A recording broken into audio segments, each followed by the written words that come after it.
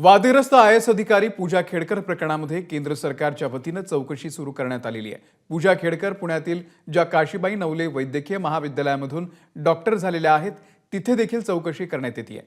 2007 साली पूजा खेडकर यांनी वैद्यकीय शिक्षणासाठी प्रवेश घेताना दिव्यांगांचं सर्टिफिकेट सादर केलेलं होतं का? त्यावेळी पूजा खेडकर यांचं संपूर्ण नाव काय नोंद करण्यात आलं होतं याची देखील माहिती नवले महाविद्यालयाला विचारण्यात आलेली आहे।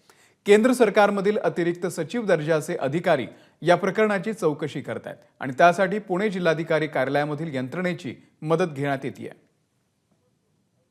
दुसरीकडे पूजा खेडकर वापरत असलेली ऑडी कार त्यांच्या ड्रायव्हरनं रात्री अचानक पुण्यामधल्या चतुश्रृंगी पोलीस ठाण्यामध्ये नेऊन जमा केली। प्रोबेशनवरती असताना देखील पूजा खेडकर या कारवरती अंबर दिवा लावत होत्या।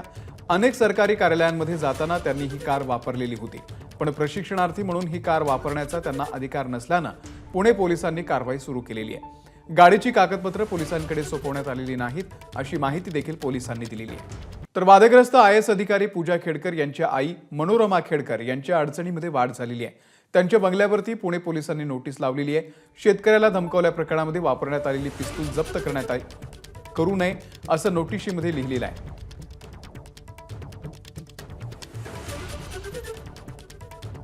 मनोरमा खेडकर यांच्या विरोधात गुन्ह्याची नोंद करण्यात आलेली आहे। पिस्तुलाचं लायसन्स रद्द करण्याची प्रक्रिया देखील सुरू करण्यात आलेली आहे। उत्तरासाठी त्यांना 10 दिवसांची मुदत देण्यात आलेली आहे।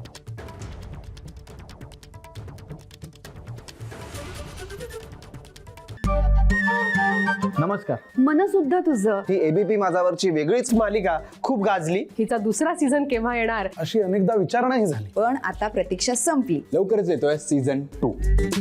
मन शुद्ध तुझं होई मन शुद्ध